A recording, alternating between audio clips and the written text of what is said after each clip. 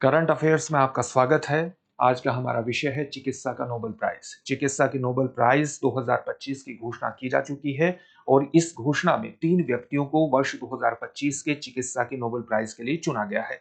क्यों चुना गया है, चलिए इस वीडियो के माध्यम से जानते हैं। तो नोबेल प्राइज की घोषणा किसके द्वारा की गई है? Royal Swedish academy of sciences के द्वारा घोषणा की गई है। चिकित्सा के नोबेल प्राइज को सामान्यतः फिजियोलॉजी या मेडिसिन का नोबेल प्राइज भी कहा जाता है। ये पुरस्कार कब प्रदान किया जाएगा? 10 दिसंबर 2025 को ये पुरस्कार प्रदान किया जाएगा। इसके अंतर्गत पुरस्कार राशि कितनी है? 9 लाख यूएस डॉलर की पुरस्कार राशि है। और आप ये जानते हैं कि इस पुरस्कार की जो स्थापना हुई थी वो स्वीडिश इन्वेंटर एल्फ्रेड नोबेल की याद में हुई थी। किनको ये पुरस्कार प्रदान किया जा रहा है वर्ष 2025 का? मेडिसिन का नोबेल प्राइज या चिकित्सा का नोबेल प्राइज 3 व्यक्तियों को प्रदान करने की घोषणा की गई है। इसमें एक महिला है और 2 पुरुष हैं। महिला का नाम है मैरी ई ब्रंको, जो कि सिएटल यूनिवर्सिटी में सीनियर प्रोग्राम मैनेजर हैं।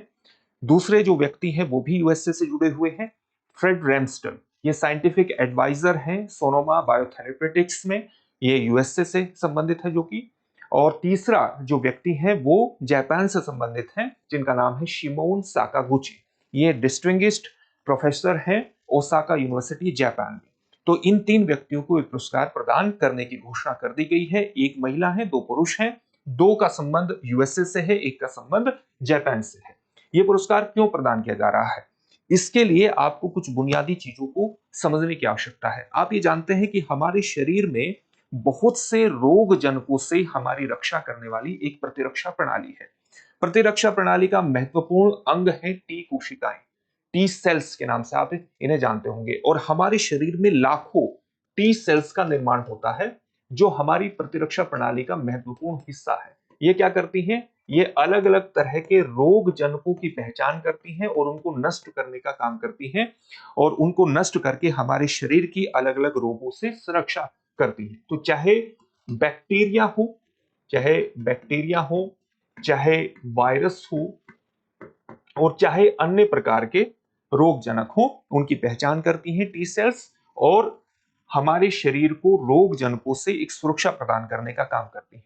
T cells white blood cells हैं, व्हाइट ब्लड सेल्स हैं, श्वेत रक्त कोशिकाएं हैं, और इनको टी लिम्फोसाइट्स के नाम से भी जाना जाता है। टी लिम्फोसाइट्स के नाम से भी इनको जाना जाता है।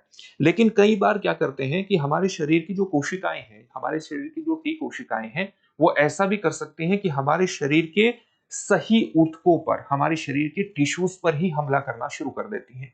जब हमारे शरीर के प्रतिरक्षा प्रणाली हमारे ही शरीर के ऊतकों पर हमला करती है, तो इससे व्यक्ति को ऑटो इम्यून डिजीज होती है। इस ऑटो इम्यून डिजीज को रोकने में एक प्रमुख भूमिका हो सकती है रेगुलेटरी टी सेल्स की, विनियामक टी सेल्स की। और विनियामक टी सेल्स की जो पहचान है ये 1995 में शिमोन सागागुची के द्वारा की गई थी। जो इनकी जो पहचान थी वो रेगुलेटरी टी सेल्स की थी, जो हमें ऑटो इम्यून डिजीज से एक सुरक्षा प्रदान करती है। जैसे ऑटो इम्यून डिजीज के कई महत्वपूर्ण उदाहरण हैं, जैसे जो टाइप 1 डायबिटीज है वो ऑटो इम्यून डिजीज का महत्वपूर्ण उदाहरण है। इसी प्रकार से जो रूमेटॉइड आर्थराइटिस है वो भी ऑटो इम्यून डिजीज का महत्वपूर्ण उदाहरण है। उसमें हमारे ही शरीर की प्रतिरक्षा प्रणाली, हमारे ही शरीर की जो सेल्स हैं, जो प्रतिरक्षा सेल्स हैं, वो वस्तुतः हमारे जैसे घुटनों के जो परत है, जो टिश्यूज हैं, उसी पर हमला करने की शुरुआत कर देती हैं और उनको नष्ट करने का काम करती है, जिससे हमारे शरीर के जोड़ों में दर्द होता है, सूजन होती है। तो इस प्रकार से ऑटो इम्यून डिजीज व्यक्ति के लिए बहुत खतरनाक साबित हो सकती है।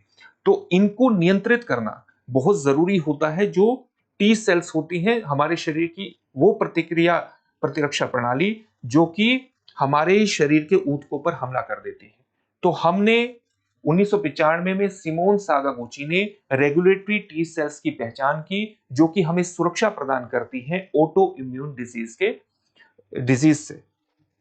अब वर्ष 2011 में 2 व्यक्ति मैरी ब्रंको जो कि महिला है, और फ्रेड रैमस्टेल ने एक और महत्वपूर्ण खोज की 2011 में। वो महत्वपूर्ण खोज क्या थी कि इन्होंने माउस में, चूहे में एक जीन की पहचान की, जिस जीन का नाम है FOXP3। क्या नाम है? FOXP3 जीन की।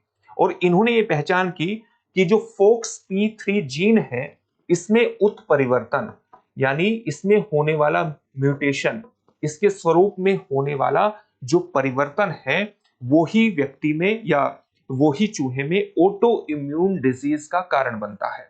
और फिर आगे इन्होंने दिखाया कि यही जीन व्यक्ति में, ह्यूमन में भी, इस जीन में होने वाला परिवर्तन ही व्यक्ति में भी ऑटो इम्यून डिजीज का कारण बनता है।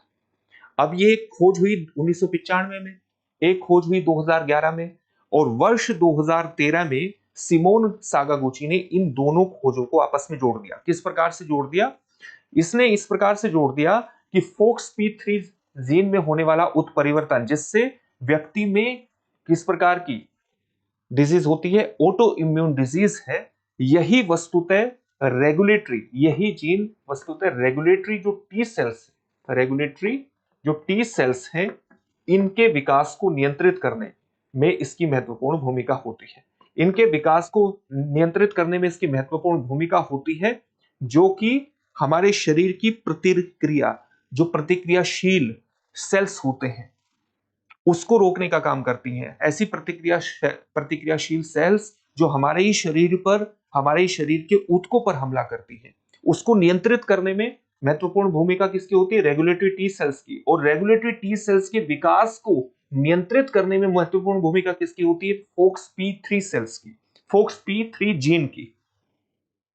और अगर इसमें उत्परिवर्तन हो जाता है तो ये विकास को प्रभावित करता है रेगुलेटरी टी सेल्स के, और उससे व्यक्ति में जो ऑटो इम्यून डिजीज है उसकी उपस्थिति बनी रहती है, उसको नियंत्रित करना बेहद ज्यादा मुश्किल हो जाता है। अब ये खोज हुई है तो ऑटो इम्यून डिजीज के नियंत्रण में और उसको रोकने में, उसके इलाज में इसकी महत्वपूर्ण भूमिका होने वाली है, ऐसी उम्मीद की जा सकती है। अब इससे जुड़े हुए एक प्रश्न को देखते हैं। प्रश्न क्या है? वर्ष 2025 का फिजियोलॉजी या मेडिसिन नोबेल पुरस्कार किन वैज्ञानिकों को दिया गया है? आपके सामने ऑप्शंस हैं, विक्टर एम्ब्रोज और गैरी रोवकुन। दूसरा ऑप्शन है जेम्स एलिसन और तासुकु होंजो। तीसरा ऑप्शन है फ्रांसिस कॉलिंस और एरिक लैंडर। और चौथा ऑप्शन है आपके सामने मैरी ब्रंको, फ्रेड रैमस्टेल और शिमोन साकागुची। इस प्रश्न का उत्तर आप हमें कमेंट बॉक्स में कमेंट करके जरूर दीजिए। फिर से एक नई सेशन में आपसे मुलाकात होगी। धन्यवाद।